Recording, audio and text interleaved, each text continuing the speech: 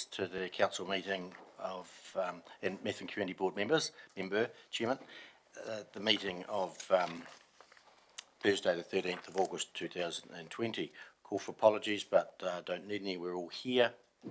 And I just mentioned, because we're level 2, distancing is 1 metre apart, which is the one arm. Please ensure you do that. Yes, everyone.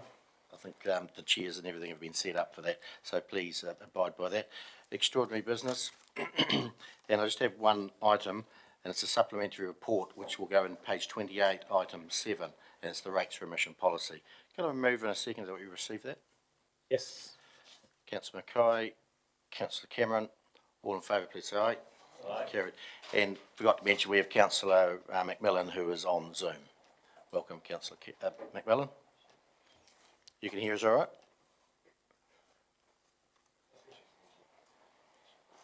Perhaps she may. I can hear you, thank you. Thank you. Declarations of interest, any? Council confirmation of the minutes, page 4. Any alterations or additions?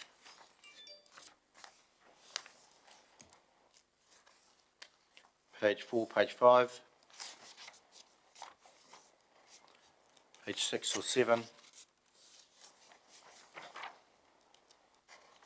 8 or 9.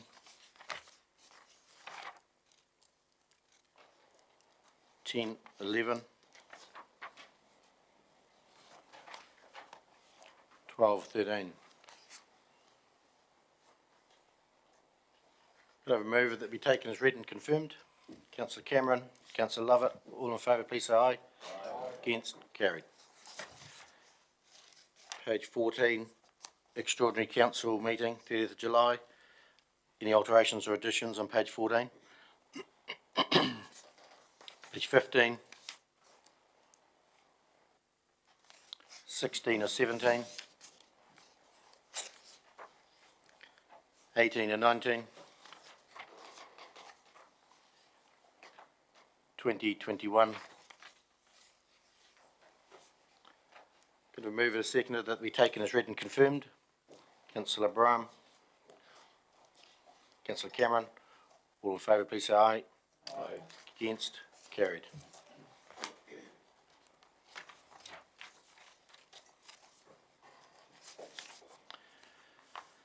Page 22, receipt of the Environmental Services Committee, 9th of July 2020.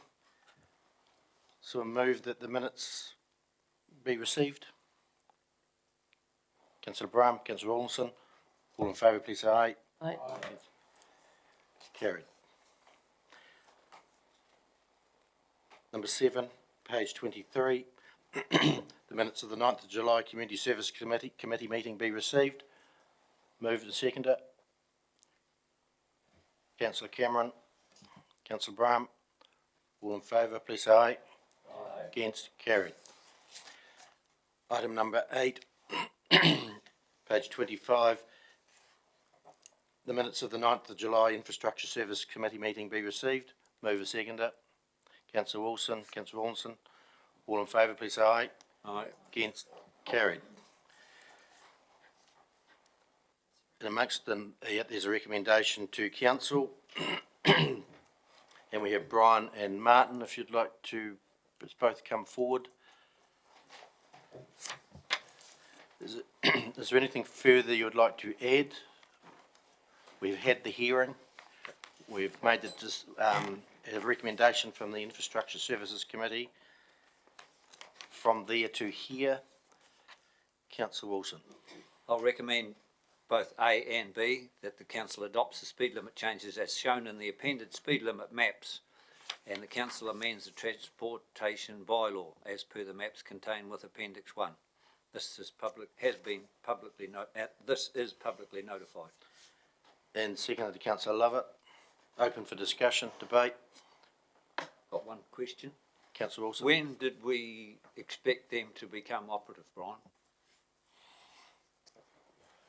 It'll take some time from now because we've still got to go through the New Zealand Institute of Technology. I think what to get it gazetted.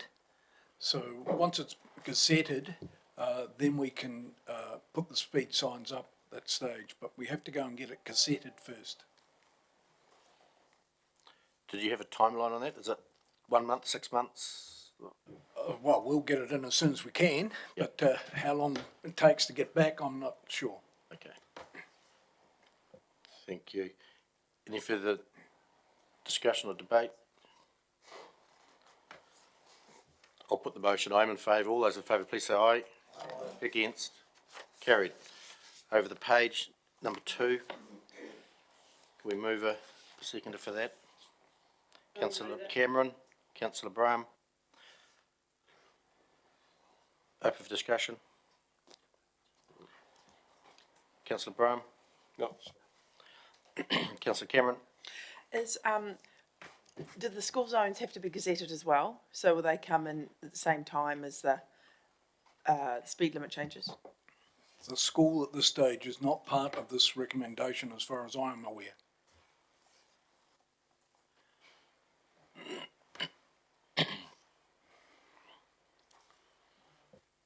Could you, Councillor Mackay? Sorry, could I have an explanation that the school is not part of the recommendation, please? Or that sentence that was My said. understanding was from the infrastructure committee meeting that the school was to be a further report to council, the speeds outside the schools. And since that time, the government has sort of indicated that they would like 30 k per hour past urban schools and 60 k per hour in the rural schools. So my understanding, as I said, was that the speed limits that we've said for the greater district as a whole, but not the schools at this stage, is what we're recommending at this point in time. That's not what it says. Mr Chief Executive, could we just have an explanation, because it's not the way I read it. No, clearly the minutes from the Infrastructure Services Committee don't say that. Council has just confirmed those as a true and correct record. So I think the recommendation that Councillor is in contention is that Council develops the placement of the school zone speed limits with schools and stakeholders, with speed limits outside rural school zones set at 60 kilometres an hour and 40 kilometres an hour outside urban schools. That's the recommendation that has come from Infrastructure Services as per the minutes. Yep. Councillor Mackay? So when can we expect the report that develops the placement, after the placement of the school zone speed limits with schools and stakeholders has been confirmed? When will that report come for us to okay or not okay? I plan to have this report hopefully in the next council meeting, Infrastructure meeting or council? infrastructure meeting. Infrastructure, yep. So by passing this, Councillor Lovett? I was under the understanding when we discussed it at the meeting that this was going to happen. But the only thing we have to look at is this as a town schools, that we might have to put something in this recommendation to go with the government on their 30k instead of 40. But all rural schools we talked about, it was going to be 60.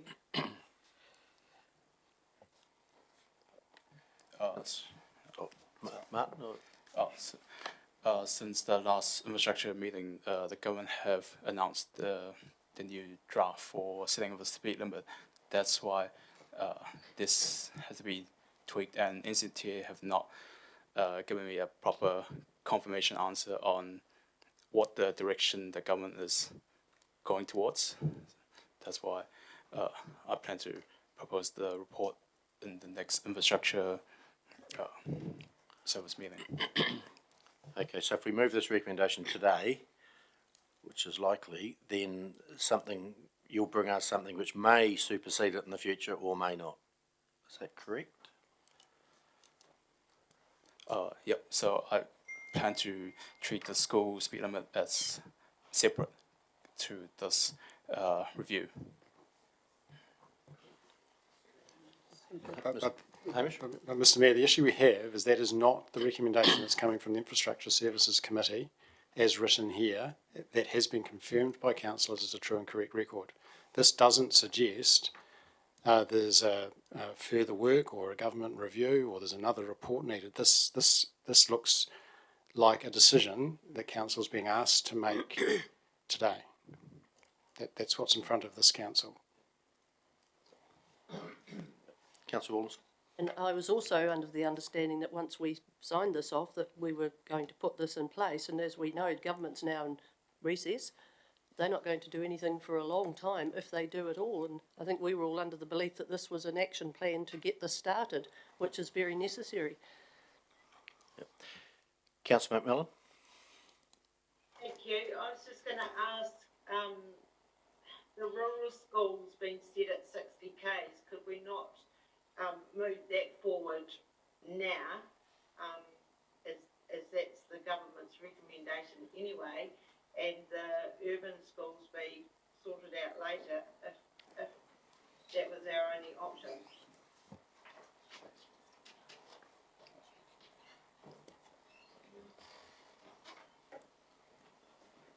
Yeah, as a way forward, if we, it has been moved in second, if the mover and the seconder was happy that we use the words up to 40 kilometres for the urban schools. And then if it changes by government later, then we're covered. Would that be acceptable, Martin? Based on what the draft has been proposed, I think, yeah, not exceeding the 40 and 60 for urban and rural, I think that will be a good way forward and or align with the draft.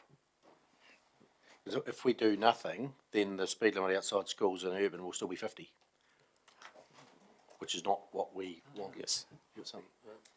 Hamish? Through Mr Mayor, an alternative resolution here is that acknowledging that these minutes are a true and correct record, but also acknowledging the issues raised by our staff, that perhaps the resolution isn't put and tested at this meeting, but could be adjourned until the 27th, which is only 2 weeks, in which case we could have a report to that council meeting. Infrastructure Services meets that same day, but of course that's only a recommending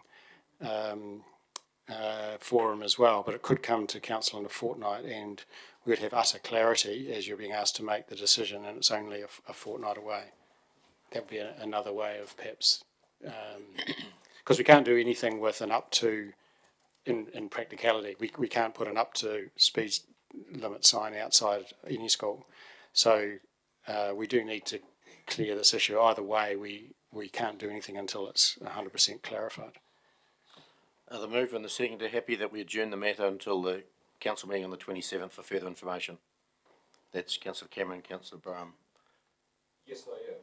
With Hang recommendation. on. If Stuart could go off, then Lane come on, and then we'll come back. Well, it depends whether we adjourn it. No, I'm totally opposed. I think we passed 1640, so we've decided 1640. We've passed it. We've got a motion to do 1640. We know how long the government takes. I've been talking about lowering the Kaya for generations, just about, from 70 to 50 or so on. If they're going to fiddle around, I think what we should stick to 60 and 40. And if they come up in a couple of years and say 30, we look at it at the time. If we procrastinate now, when are we going to get round to actually put the sign up?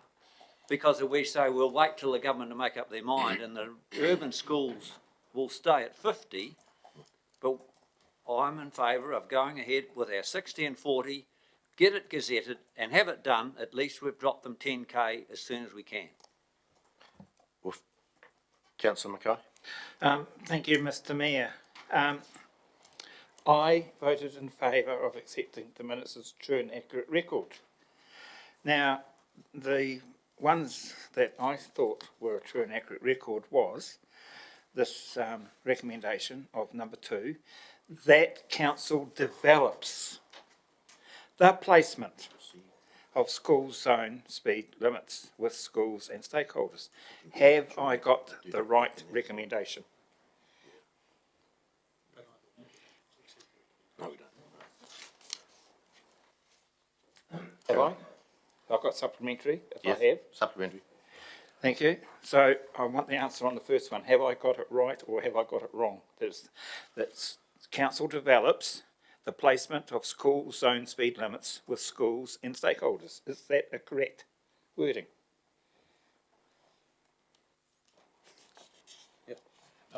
Of the minutes? Because that's what I thought I okayed, which means that there has to be, am I correct? Second question, Mr. Mayor. If that is correct, staff will then have to go and develop the placement of the zone speed limits with schools and stakeholders. Is that a correct statement I've just made? Yes. Yeah. Thank you. So therefore, Mr. Mayor, will there be a report from staff saying that we have placed these speed limits this distance at the schools, or will there not to us at council? Through you, Mr Mayor, it will depend on whether council passes this recommendation from the committee. You haven't done that yet. So if council passes recommendation, if it passes this recommendation, will we have to have a further report back on the placement of that speed limit? This is actually, why I'm being a bit niggly is, this is actually quite important because staff will have to take in, or someone will have to take in, the bends in the road, for example at Legmore. They'll have to take in closest to corners, for example at Mount Hutt College. They'll have to take in, another one is, will the signs be in the way of Creek Road at Walnut Avenue, for example, at Ashburton College? So, if we pass this, will there be a further report on where the actual placement of the zone is on the roads in relation to the schools? Come to this council or not? That is what the recommendation is asking for. I know. So, The answer is yes. And deal with it right here now. Councillor Brown. Thank you, Mr. Chair. The recommendation as it stands is basically what we decided on, so that is correct. I don't have any trouble with that, and that's the reason I seconded. We have to wait for the placements of the schools, because every school is different, as has been mentioned. The only difference we have to make is going from a 40 to a 30k. Is that correct? The 60k still can be done rural. The new lines from government seems to be 30k's urban. Is that correct? My understanding is that you've said at this stage for the urban schools to be 40. Correct. And for the rural schools to be 60. Correct. We still have to work with those schools to work out exactly where the signage would go. In other words, the zoning requirements for the urban areas and where the signage would go as far as the rural schools are concerned. Part of that was also to work out whether we would be putting in variable school signs or not. And so that's why I felt that the schools side of it was still pretty much in the air, if you like. No firm decision had been made. After the infrastructure committee meeting, we got advised by government that they were looking at keeping the schools in the urban area at 30, and we would have to make a special approach to NZTA if we wanted them to be anything other than 30. So I'm not sure whether that leads us under this recommendation. Okay. So the amendment we're trying to make is changing the 40 to 30 to fit in with government recommendations. Is that correct? No. Because we still... I think we just deal with this. We don't make any amendments. We just deal with what we've got here now. With not enough information to drop it to 30, it might happen, it might not. I think we just deal with this recommendation we've got here now. Okay. I think, yeah. That's fine then. Councillor Cameron? Just a quick pragmatic question. Was there any timeline attached to the NZTA recommendations, given in fact the price of the signs, especially the variable ones? Did they say within 10 months or 6 months or the new government, or is there any expectation as to when the dropping of the speed limit to 30 kilometres outside urban schools was going to come into effect? If I could answer that, the government has, the member for the transport side, Genter, is it? Julian Genter. Yes. She indicated that they wanted the speed limit to drop to 30 for urban schools, but it would not come into place until after the general election. And there was no other information available? No other information at this point in time other than that. So if we do not make a change soon, then our children are at more risk in our community if we do not drop the sign sooner rather than later. If you want to take that view, yes. Well, I think that's, I don't see an alternative view. Councillor Wilson? Yes, I disagree with Councillor Mackay. We've passed 60 and 40 and we're going to ask management to talk to the schools about where the sign's going. They're not coming back to us and say they're going to be 300 yards from that school or 300 metres from that school, so on, so on. We've passed 60 and 40 and the staff will liaise with the schools. That's the speed limit, and if our staff liaise with the schools to exactly where the sign goes, we don't need another report on that. Yep. Councillor Rawlinson? Totally. Don't know how we do a point of order with these machines, but if Diane goes off and the point of order comes on, Angus, point of order is?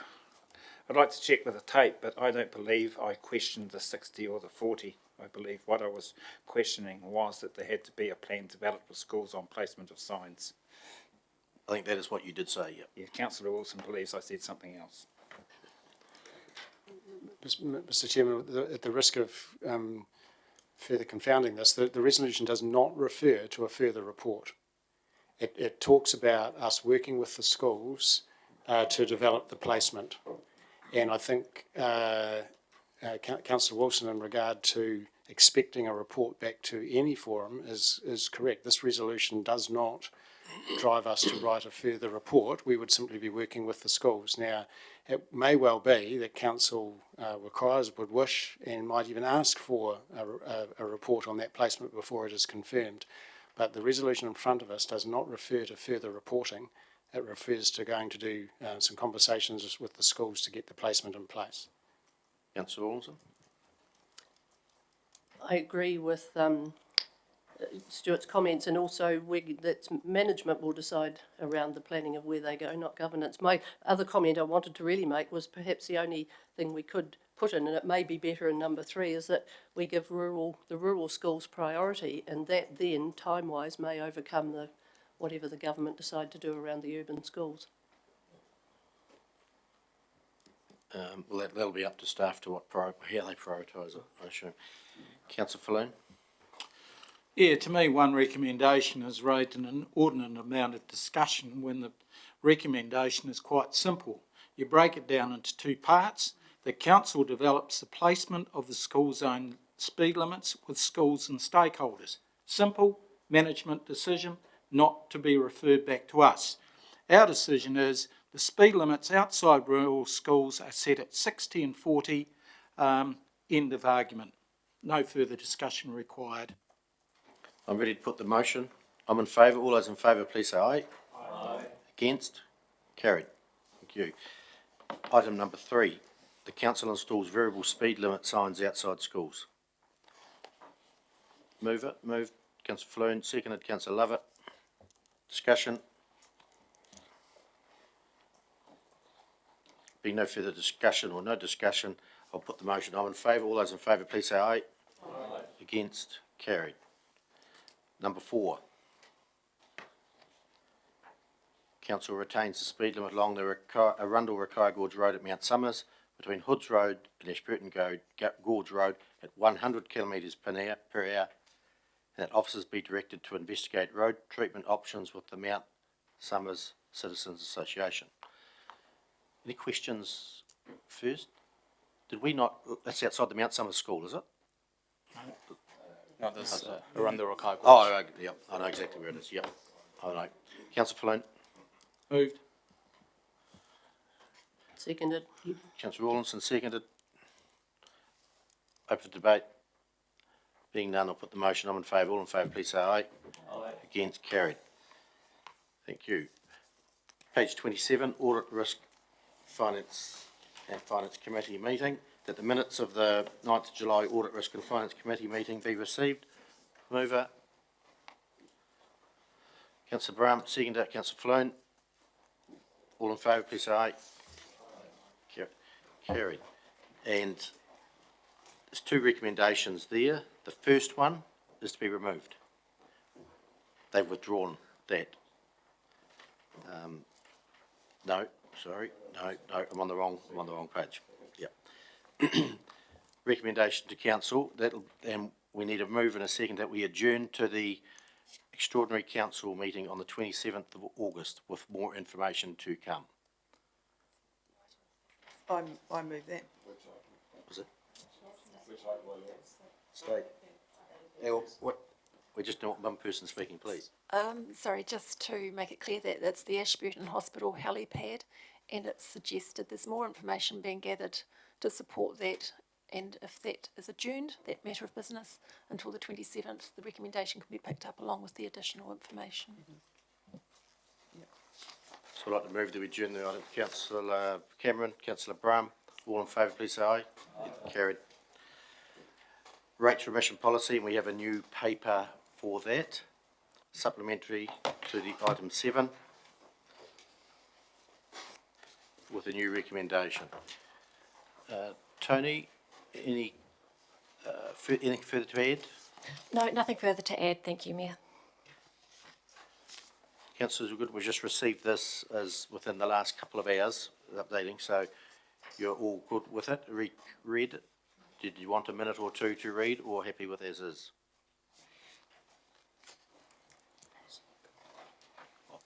Councillor Mackay? It's all quite simple, I move, Mr Mayor. I think it's good. We're showing some leadership and we're showing some humanity.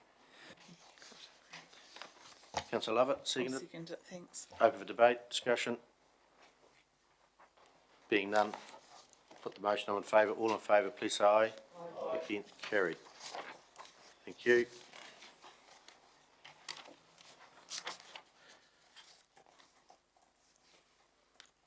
Methven Community Board minutes. That the minutes of the 29th June Methven Community Board meeting be received. Moved, seconded. Councillor McMillan. Councillor Latham. All those in favour, please say aye. Aye. Carried. There's a recommendation there that the Methven Community Board's unspent discretionary funds be carried over into the 2021 financial year. Councillor Latham, Councillor Falloon. Any debate? Put the motion. I'm in favour. All in favour, please say aye. Aye. Carried. Item number 11, Annual Resident Survey. And we have with us Michael Hooker from Key Research. Welcome, Michael. Thank you. Thank you. And we have the survey with us. Get the technology.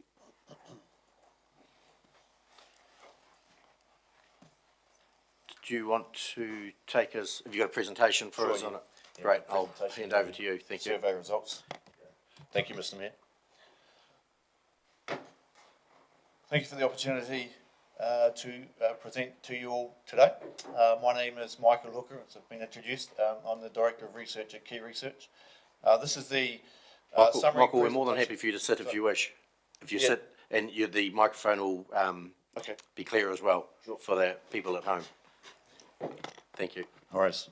This is the summary results presentation of the annual resident satisfaction survey. I'll take you through sort of the key points of the research, and so we'll look at some of those high-level metrics that we look to track on an annual basis, and we'll look at some of the shifts in residents' perception of the performance across those. And we'll move on to look at some of the other high-level measures as well. And we'll have a look at some of the key work-ons going forward, and then we've got a conclusion slide as well. So in terms of the research objectives, fairly simple and straightforward here. So we're looking to sort of obtain that regular ongoing satisfaction perception across each of the services and facilities that the council provides, and to get some longitudinal data here and get some changes in perception over time as well. So 12 months ago, the council determined that it would like to have a look at its methodology that it was using to conduct the survey, and the methodology was changed to a paper to online method here. Previously, the survey was conducted by telephone. So we believe that we've got a better representation across the community. We're giving more people the opportunity to participate by using that method. And we've got more than double the size of the sample as well. So previously was around about 400. So we're at 950 responses, which is represented 23% response rate to invitations as well, which is fairly standard for surveys of this type. But of course, we don't get an exact representation of the community, so we've weighted the sample back to reflect the actual demographic profile of the Ashburton district, so it's fairly standard procedure as well. We use the electoral roll there as the sample frame, and you'll see that we've collected data there across 4 separate periods. So this is a new way of collecting the information as well. So we're making sure that we're accounting for any seasonal differences that could occur, or any significant events that could occur as well. Okay, so let's go on now to have a look at some of these high-level measures. So we've just listed here all of those services or facilities which have seen an improvement in level of performance. And so we'll see there's some of the highest percentage change. We'll go forward to look at these in more detail as well. So advocacy and arts and culture, for example, are rated at the top there in terms of the proportion change. And then inversely, when we look at those aspects that have gone down in the residents' eyes in terms of your performance levels, interestingly, we have overall performance there, a decline of 8 percentage points. And rate spend overall is sort of featuring towards the bottom of that list as well. So this is the main KPI which we're measuring here, which is council's overall performance, and we see a little bit of a bounce around here. So last year the overall performance was there at 77% in terms of satisfaction, so it's dropped down about to where it was in 2018. So there's just a little bit of fluctuation going on there. Let's look at some of the top performing areas in particular, and you'll see that the scores here are very, very good. So we're getting pretty close on some of these to the entire population being satisfied with the council's performance on these particular aspects, particularly around cemeteries and the public library. In particular, emergency management is also featuring quite strongly in terms of resident satisfaction with performance in those areas. If we look at some of the particular attributes which have improved significantly over the last 12 months, so each of these that are displayed on this slide have all improved by 5 percentage points in terms of the residents' perception of performance. So these are really good improvements, and we'll see there social services featuring quite strongly there, as is the museum. So we collect some verbatim comments from residents as well, and these are coded across a code frame here. So we ask the question, why are you dissatisfied with the council's overall performance? So when we code up all of that verbatim, and we see that roading is coming through as the most significant issue with regards to dissatisfaction with the council's performance over the last 12 months. And we see that here. So we see sealed roads recording a low level of satisfaction. Unsealed roads is faring a little bit better, but the trend downwards is perhaps a little bit concerning in this respect as well. We've included in there satisfaction levels between the urban and rural respondents, and we see that rural respondents are less likely to be satisfied with the roading network, whether they be sealed roads or unsealed roads. So, of course, we want to understand what is driving those perceptions of performance with the roading network. And it seems as though, from what we can tell from the survey, perhaps it's around maintenance and quality and conditions of the roads themselves. So let's have a look at some of those other performances against the LTP targets there. So this is very good. Satisfaction with rate spend is right on the target, set there at 70%, even though this has declined. It is right on the target at the moment.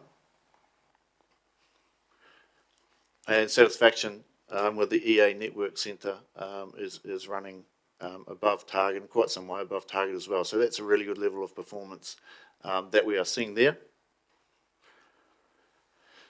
Then we asked a question about whether or not the council should be spending more on services or facilities, and what these should be. And given that what I've already showed you here in this presentation, there's probably no surprise that the roading network and issues associated with that, parts of the network are popping up as areas that should receive some further investment. What they should spend, what you should spend less on, and we see some very specific facilities there, the museum, the art gallery, the heritage centre, for example. And there's some other KPIs that we're measuring over a period of time, and we see some which have remained relatively stable. The clear direction that residents are getting is a good performance score there. Some of the others have sort of fluctuated a little bit, not as much as we've seen for some of the other services and facilities that we are monitoring in the survey. And then finally, just to wrap up here, we see essentially the overall performance measure has declined, potentially as a result of the continued high levels of, or low levels of satisfaction with the roading network. We've got perhaps a more engaged or considered sample, given the shift in methodology that we employed this time around, and we've seen that through other surveys that we've conducted with other local authorities, where we move to the self-completion method, that we can get that more engaged audience, therefore a more critical audience, sometimes can bring overall performance scores downwards as they're more critical. Good news though, 15 of 18 LTP measures are met or exceeded, so that's really good news in that respect. Council is performing well. And really importantly, residents are saying that Ashburton District is still a great place to live. And then the final point we just wanted to mention there is that there's an awful lot of data in the survey, and it is a good survey as it stands, but we're in discussions about how we can actually improve the process and get some better insight and actionability going forward. Thank you. I'm more than happy to answer questions, Mr. Mayor. Thanks, Michael. That's a great overview. Just, I'll kick off with one question. You did 4 different snaps in time, where you took the survey. Were they all similar? I'm going to focus on the roads because that's where we perform poorly. Was there any one of those or more that the roads went up, or were they all down? Very, very consistent across the 4 periods. So that's what we saw for pretty much everything that we measured through our dashboards over that period of time. Thank you. Councillor Mackay. Mr. Mayor, the results show that yes, they're good, but we can always do better, and I believe we should strive to do better. Therefore, I move that the council receives the 2019/20 annual residence survey report. I'd like to second that. John, you got your light on, but you had a question too, did you? I've got a question. Did you want a second? Yeah, I will. John Falloon, seconded. And take the question now. Oh, Thank you. sorry, Lane. You beat him to it. Yeah, it's going. It's Get into it. just a question. Thank you for that, and it's great to see that we do quite a bit of things the right way and are performing well. The roading is always an issue here, and we're always telling each other that how bad the darn things are. I don't think they're that bad, but it's just something what seems to be always coming in here anyway. How are we comparing to other districts? Is it the same issues? Is it always the roading, or are we the only one? No, you're not the only district council that is experiencing declines in performance across the roading network. So we looked at that, and out of the 24 councils that we do work for, and I'll just use New Zealand I won't bring in any Australian examples. It's around about 70% are experiencing declines in perceptions of the roading network. Well, one of the reasons why we had that final point on this slide is to try to bring in a little bit more insight into the annual resident survey, and we hope that by doing that we'll get a little bit more insight as to why that is. It's very hard for us at the moment to put our finger on why that trend is how it is. Thank you. Councillor Flood. Yeah, just a question coming back to community governance and decision making. Overall, our performance has declined from 74% down to 69%. But when we look at mayor and councillors and advocacy, they've both increased, but the council staff has gone down from 91 to 87. I'm just wondering how we get an overall performance which is so largely negative. Yeah, and that's. I mean, these are the questions that we've asked and the responses to them. So we then need to try to dive into that data, I guess, and analyse it in more detail to find out the answers to your question. And at the moment, with the way it stands, we're not getting a lot of insight as to why that is. And just a comment, I think page 54, we're asking the residents where they wish to see most of the ratepayer money spent. And I think it's 43% are saying on improving the roads.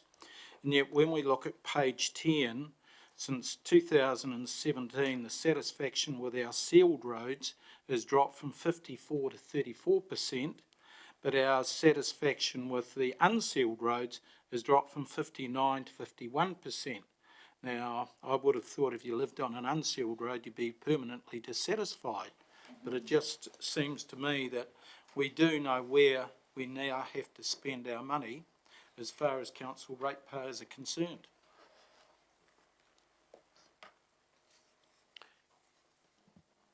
Councillor Lovett. I was just going to ask, is there a report out there somewhere of all the councils that you do look at? Where does the Ashburton Council sit amongst that on the scale and performance-wise?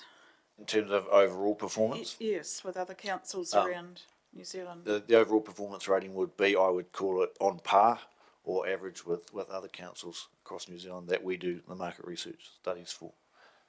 Right, thank you. Councillor Wilson. Thanks, Mr. Chairman.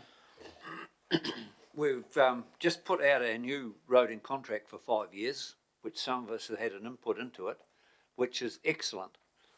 I think the trouble is we're not actually forcing the contractors to do exactly what we want them to do.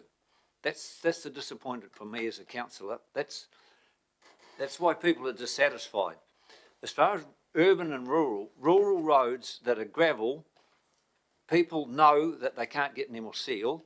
So if there's some gravel put on it and it's graded regularly, they're satisfied. That's, I think, why we can keep our satisfaction up. What people are not satisfied with is these continual potholes blowing out. I think it will be up to management to enforce, absolutely enforce this new contract. And that's the only way that we can get a better satisfaction in our roads. We can't go on and on and on spending if it's not spent to the best of our the ability of the contractor to actually do what he's meant to do. I was also interested in the very last research you did by age and gender. It's the 75-year-olds that are the most satisfied with everything we do. They talk about grumpy old people, but you look through those statistics, and my generation seem to appreciate what the council's actually doing. Thank you, Stuart. I don't think you could answer those questions, Michael.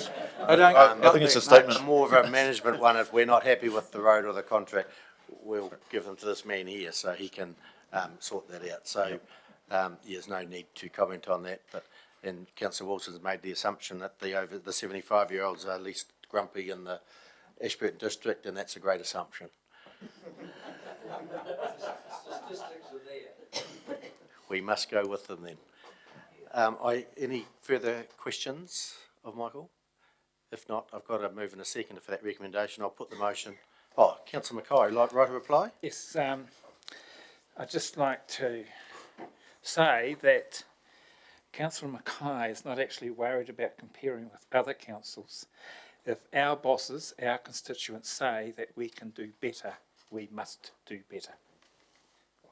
Across the board. Thank you. I'm in favour of the motion. All in favour, please say aye. Aye. Against, carried. Thank you. Thank you, Michael. Thank you.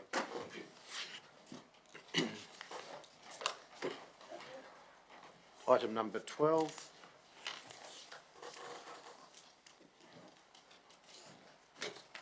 EA Networks Electric EV Charging Stations. Colin and Tanya, is there anything further you'd like to add to the report you've got? No, should we go to questions? Councillors, any questions on the EV? Councillor Lovett. I'm just going to ask about, they've got $150 on the site there. Are they allowed to put up any amount of charging stations on where they are now? That's council charging $150. We are charging. Yeah, we're charging for the land, and it's renewable in 10 years, and it's I feel it's quite cheap. But is there an allowable amount of these stations allowed to be put on this land, or do they get charged more each station that goes on? Through the Mayor. So in Methven, the only area we've surveyed is around the existing. Can we take the microphone a bit closer next time? Sorry. In the Methven area, so the Methven easement, the only area that's been surveyed is around the existing charging station. So we'd have to vary the easement instrument to allow another charging station. So to answer your question in Methven, no, there couldn't be another one put on. In Ashburton, Ashburton's a bit different. You'll see in the plan, I think it's in Appendix 2, when the charging station and the infrastructure was put in, my understanding was that there was an allowance for additional charging stations to be installed in the future.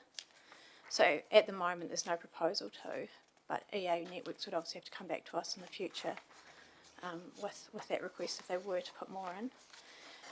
Probably the other point I'd make is that it's not a usual practice to actually charge for an easement. So it is something we've insisted on, and to be frank, it's the reason why it's taken a long time to get to this table, because EA Networks weren't in favour of that charge. So there has been quite a compromise just to get something in place. Councillor Falloon, questions? Yeah, just following on from Councillor Lovett, to me, we're allowing EA to use council's land. They are making a profit, no doubt, from doing that. Why are we charging them only $150 a year for using our land, which hardly even covers the legal costs of setting up the agreements you're now asking us to okay? Through you, Mr. Mayor. Each of the sites, the easements, the legal fees are borne by either their own party. So we get ours, and then EA Networks pay theirs. What EA Networks has said to us, this is not a money-making exercise for them at the moment. It's cost them a considerable amount of money. This is more of a community asset at the moment. So to then ask them to pay a commercial rate would be a double whammy for them.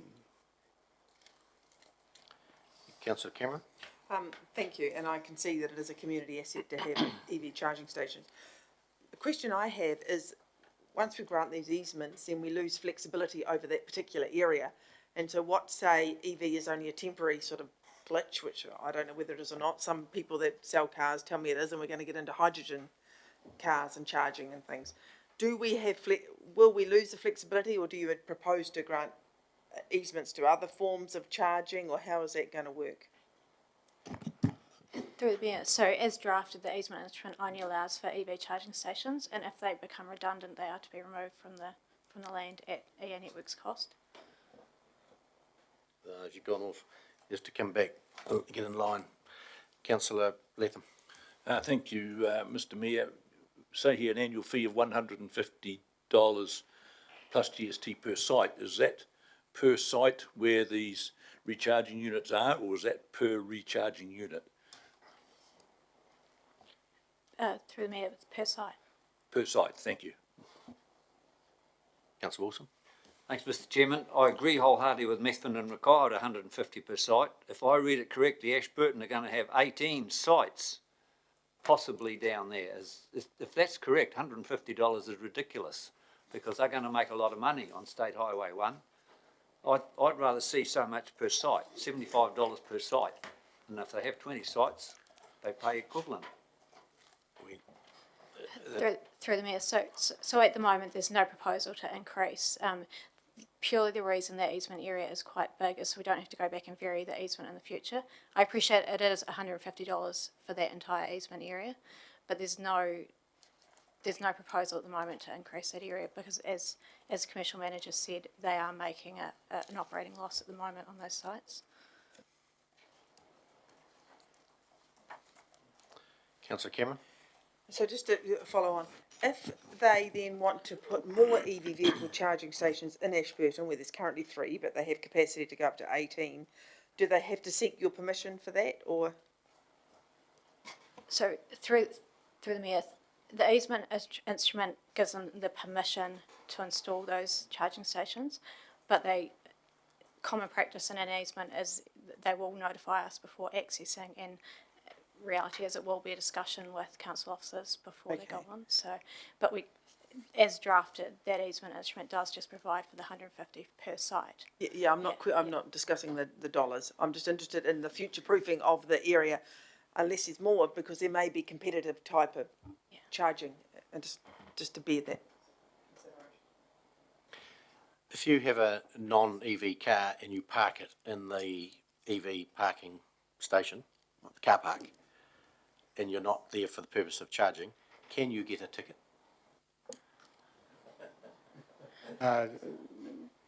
Through Mr Mayor, Jane may be able to answer that. We can. You have a non-EV car, as in petrol. You park it in an EV parking bay. You're obviously not charging because you can't. Can you get a parking ticket? I don't think you can at the moment. I'd have to check that. If I could make a comment as well. So the proposed easement area doesn't actually include the car parks as such. It's just actually the grassed area. Where the underground infrastructure is currently running. And that's what the issue is that there is EA underground infrastructure they're seeking to protect. So it's not just about installing future charging station sites, but protecting the infrastructure that's running along council land already. All right. Yep, that clarifies that. Councillor McMillan? Thank you.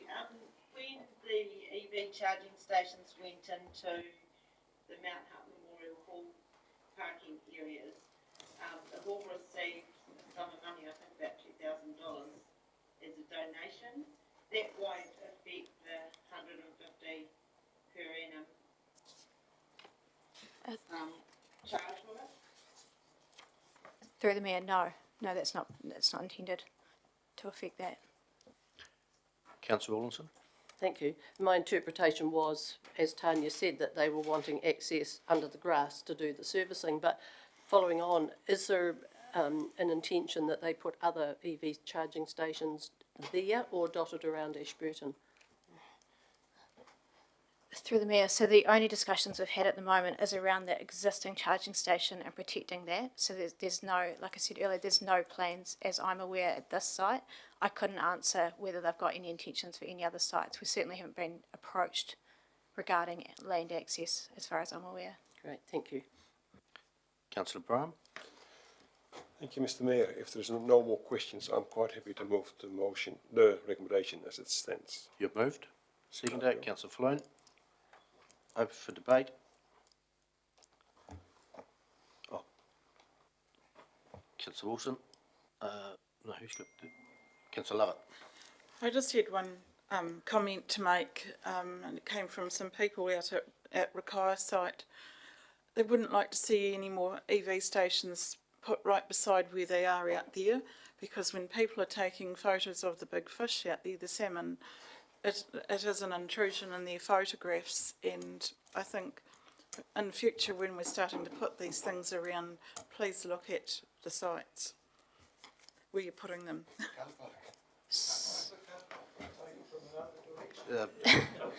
Tanya? Through the Mayor, Order. so we were approached by EA to extend that easement area right the way along, and we said no for that particular reason. It would lose all those car parks, and that we'd have to negotiate it in the future if it was to be considered appropriate. But that's why the proposed area, which was only licensed to occupy here for the reasons discussed in the report, just covers the existing charging station. Councillor Wilson? Thanks, Mr Chairman. I think it's ridiculous, 18 sites for $150. I'd like to move an amendment under number 17, the appendix regarding cost per site, is $75 per individual site.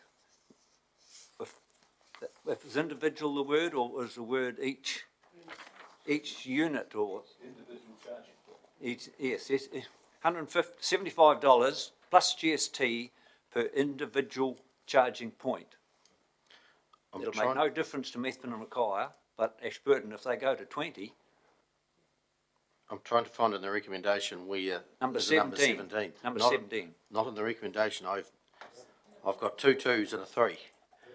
So we should have a 1, 2, 3 and a 4. It's under explanation, no. That's not a recommendation. There's no dollar in the recommendation. You have to go down to appendix. Bullet point 17 of the report.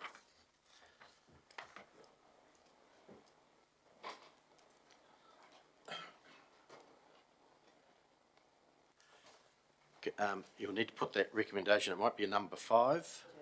Is it?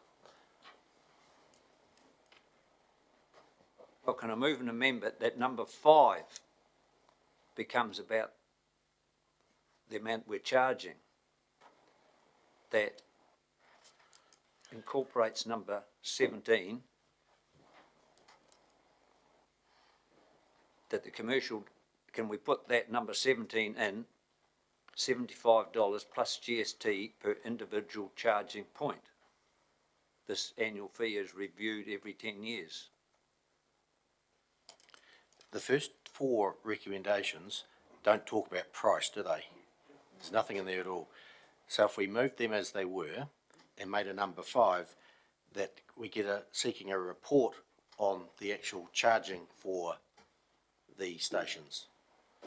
Does that make sense? Yes, through you, Mr Mayor, I've had some conversations with Electricity Ashburton at a broad level around EV charging stations. So I think that last suggestion of yours around a more comprehensive report about their intentions, how they see them, the commercial nature of them, would be a useful gathering of information that might inform what sort of charging regime you might want to put in place or discuss with EA outside of the detail of this particular easements. Yep. That's good. Roger, if you could Thank you, Mr Mayor. We just need to be a wee bit careful here. The recommendation says 2 number 2s. Yeah. Just mentioned that before, so we need to okay. take the third number 2 out, the second number 2 out, make it number 3, and then 3 becomes 4. And then number 5, it would read, seek a report on charging regimes, is that?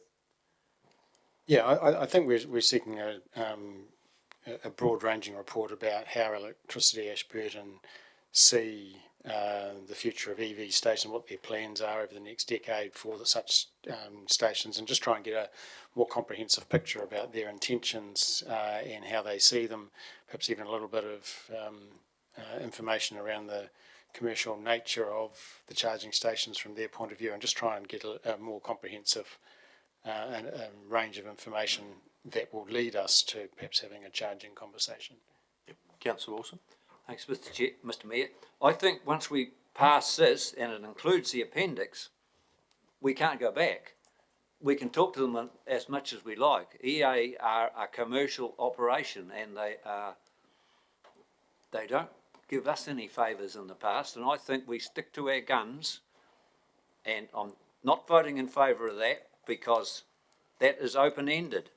The $150 per site, if we pass those recommendations with the appendix as they are, we're committed to $150 per site for possible 20. I think we need an amendment in there somewhere to say that we are going to negotiate per site with EA Networks if they want more than 2. I don't see anything in the recommendation that holds us to a price. Is that correct? Through Mayor, so the purpose of the recommendation, particularly the first recommendation, is because this is MEFN is a reserve, so we're seeking council approval to go through the Reserves Act process and to grant an easement. So, and the purpose is that the easement is on the terms set out in the appendix, and we've included the easement terms purely so the councillors have that information in front of them. So no, there's nothing in the recommendation regarding price. Should you pass this resolution, then Councillor Wilson is correct that you would be approving the granting of the easement on the terms agreed, or as I read it, agreed in the appendices. So, okay, Hamish, no. Councillor Lethem. Well, pretty much what Councillor Wilson said, Mr Mayor. It's I think if we pass this, and then we are caught about, we have no way to go and start to renegotiate it. Councillor Mackay, I'm looking for a way forward. Well, I'm just having a wee, if I can make comment, I'm just having a wee bit of difficulty here. The Ashburton District Council, I thought, was to provide services at a reasonable cost to its bosses, who are the ratepayers and residents of Ashburton. I also thought that Ashburton was still owned by the people of Ashburton. So I have a struggle with this person here, trying to charge this person here exorbitant amounts for services that will actually benefit our district. Where 2 organisations at the moment, the council and EA, are trying to provide services to the people of Ashburton, and yet some councillors want person A to charge person B a whole heap of money so that one has extra cost structure and one makes more money. It actually really befuddles me, Mr Mayor. So I think on that basis that both organisations are owned and controlled by the people of Ashburton for the good of Ashburton. We have a bit of community spirit, because I know that EA does from time to time. Thank you, Mr Mayor. That's all right, you can call me whenever you like. I did have Just a question, I can't find 18 stations. Do I miss something? Is it, which page are we looking at? On the map. Page. No, just give the page. So which page are we looking at?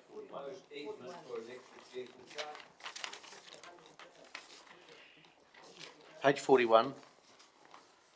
It's not the car parks, is it? It's the green area. Green area.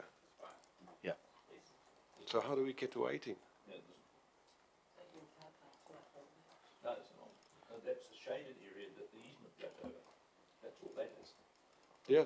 So how do we get to 18? There's only 2 sitting there on the moment, and that's the one we charging for. Is that correct? So what are we talking about? That's correct. That cross-hatched area is purely with the underground infrastructure. It's not the 18 places there. So we're still talking about the ones what is there now. I'm quite happy to keep the motion going as it is. But they could put 18 there in the future. Through you, Mr Mayor, looking at the car park configuration as it currently is, all you'd be able to put in so you could connect into that easement area is an additional five. So at the area closest to the intersection, the traffic lights. Yep. So as I mentioned earlier, the intention when this EV charging station's obviously been in for a number of years, and when the infrastructure was installed, the intention at the time, which was agreed between council officers and EA Network staff, was that it would be future-proofed for further sites. So that's obviously a separate issue from charging, but that was the intention at the time, and that's why that easement area is as large as it is for just Ashburton. Councillor Rawlinson? I think part of Councillor Wilson's concerns are addressed in number 17 on page 37, because it says council has insisted on an annual fee of $150 plus GST per site. So if, yes, I get it if there was more developed there, but if there's other sites around the town, which I guess there could be in the future, we're protected by that sentence there, that they would have to pay $150 per site. Okay, I have the recommendation as is, and there is no number 5. I'll put the recommendation, 1, 2, 3 and 4. I'm in favour. All those in favour, please say aye. Aye. Against? Carried. Thank you. Item number 13, page 48.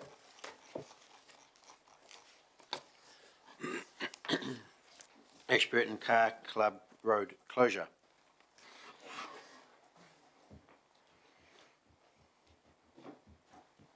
We have Neil, is it? Reasonably straightforward. Council permits Winslow Willoughby Road to be closed from 9 AM to 5 PM on Saturday the 29th of August 2020 to allow the standing quarter-mile sprint to be held. From Long Beach intersection, approximately 500 metres from the intersection with State Highway 1. Councillor Mackay. A good chance for all those that want to go fast, that can go fast, and on one occasion, I move the recommendation. But in a controlled manner. Seconder? Councillor Wilson. I'll second that. Any further debate? I'll put the motion in favour. All in favour, please say aye. Aye. Against? Carried. Thank you. Thank you. Mayor's report, page 14. Item number 14, page 51.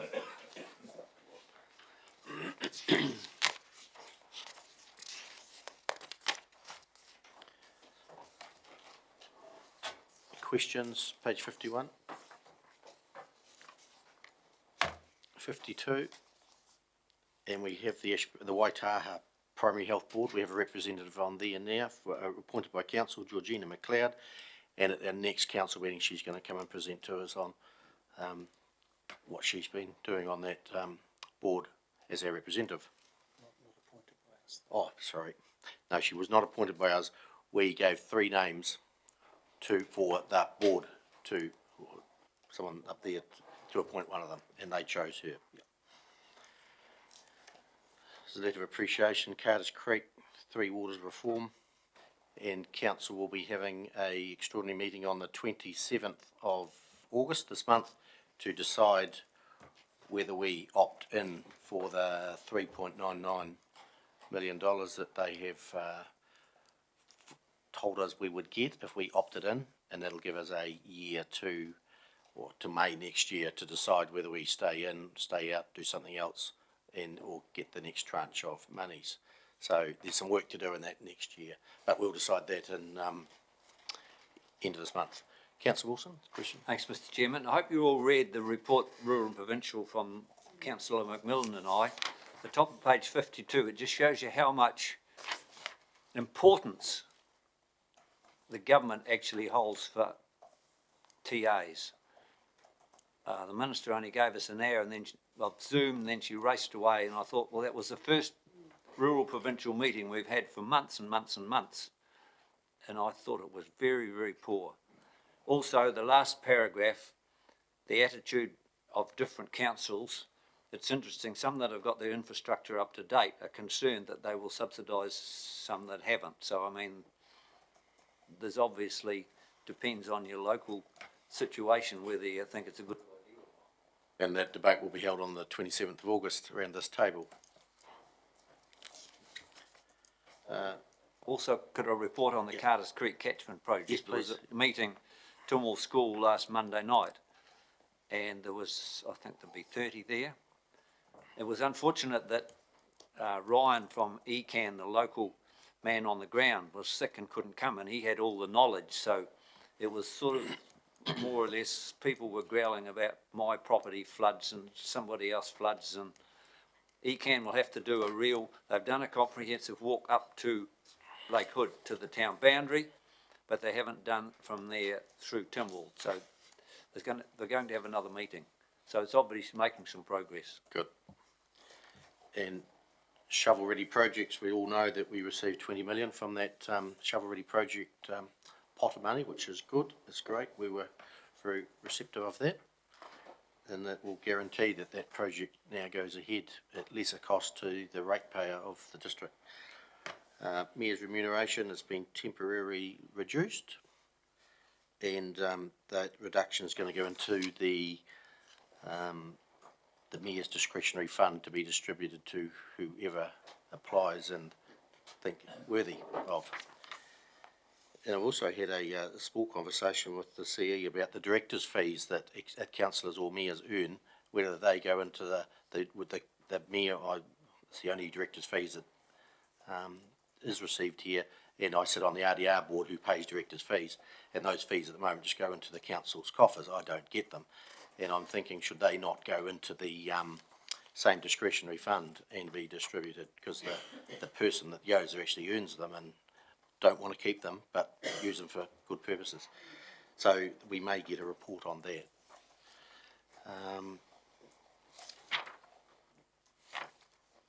That's a bit, yeah, and page 55 on events I've attended. The 12th of August one, there was supposed to be lunch at Timaru with Prime Minister Jacinda Ardern, but that did not happen. She was busy doing other things. And just about the weigh station, I got a call from Jim Harland just the tail end of last week. He left a message, I didn't talk to him, about the weigh station at Rakaya between the two bridges, and NZTA are rethinking that project. So democracy works. And I'll just add, it's been a busy 6 weeks, and the next 6 could probably be just as busy. Could be very quiet too. When we were in lockdown, it wasn't that quiet. It was still busy from home. Any other questions of the Mayor's report? If not, I remove. Oh, sorry. I was just going to ask about the zone committee, the new direction they're taking with their action plan, and you know, they want feedback from the zone committees, you know, and the council. You can do. Are we going to make any recommendations to them? You know, I just had one concern: if they start taking on action, you know, with interest groups that are in there, might the compounding economics on the direction of our community farmers and, you know, things in the future. The zone committee members are from the community and from all aspects. I see it's quite balanced. So it is, but it's looking, you know, one decision they made a few years ago on the Ashburton River, and right, you know, how many years that's taken to go through, and they haven't looked at way back the economics, what the impact on the farmers, and you know, that's taking so many years to go through, and it could, you know, impact on their viabilities. the zone committee don't make recommendations and that was to ECAN. ECAN made that decision to review the consents on the Ashburton River, and they are supposed to do the work on the economic viability of what they do. So it's probably not the zone committee. But Stuart, you're on that committee. We'll take Lane and he can comment. You moved and I've gone to second, so that's fine. Oh, okay, we'll take a seconder for that. Good, Stuart. Yes, the zone committee is discussing the direction we've been taking in the past, and there was a paper that was to be discussed by the district council, Ashburton District Council, but it went into shutdown when that was actually proposed to happen. So it hasn't, we haven't actually discussed it individually as a council. But in the past, the zone committee has been planning. Now they want us to be proactive to more or less achieve what we've been talking about in the past. And it'll be more biodiversity type things rather than big water projects like when the mayor was on it, we were Plantains 2 and on the Hinds catchment, how much water and all that was big overall stuff. Now we've got farm management plans and all that. That was pre-farm management plans. Now they've got all these sort of things.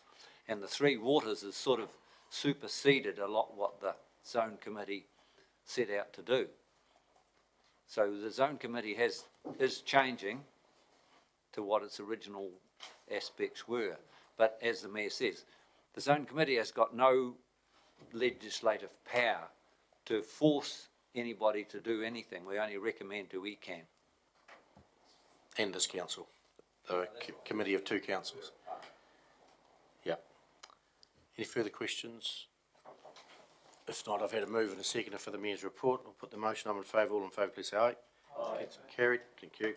That takes us to the end. No, it doesn't. Welcome to new and long-serving. We bit early, are we? We bit early, I think. We're very, very early. Just through discussions with the committee secretary, we think that we'll continue with the timing due to the scattering of people. So if you do wish to conclude the meeting and go into public excluded, we'll just break prior to morning tea, Okay. Afternoon tea, sorry, and then So we'll do them meet at with the staff. 2:45? Yes, if Great. possible. Yep, that's good. So I'd like to move, we go into committee. Councillor Falloon, Councillor Rawlinson, all in favour, please say aye. Thanks, Dan. Thanks all at home who've been watching. We'll come back for long-serving staff and new staff at 2:45 for those at home.